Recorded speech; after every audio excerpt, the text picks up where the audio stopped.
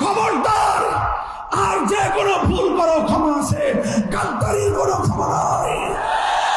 কওম এবং মিল্লাতের সঙ্গে কেউ গাদ্দারি করার দুঃসাহস দেখাবে না। খবরদার, নিজের ব্যক্তিগত স্বার্থে, দুনিয়ার স্বার্থে, অর্থের লোভে, ক্ষমতার লোভে কওম এবং মিল্লাতের স্বার্থকে যারা জলাঞ্জলি দেয়, তাদেরকে কওম এবং মিল্লাত উপযুক্ত শিক্ষার ব্যবস্থা করতে হবে। যখনই কোন বিশ্বাসঘাতকতা সামনে এসেছে, আমার নবী সব অপরাধ ক্ষমা করেছেন, গাদ্দারি এবং বিশ্বাসঘাতকতার অপরাধ কোনোদিন ক্ষমা করেন নাই। উহুদের রণাঙ্গন কায়েম হলো, সাহাবায়ে কেরাম জীবন দিলেন, 70 জনের রক্তে রঞ্জিত হলো পবিত্র উহুদের ময়দান। আমার নবী দান্দান ভাঙলেন, মাথা ভাঙলেন, সর্বাঙ্গ শরীর তার রক্তে রঞ্জিত হলো।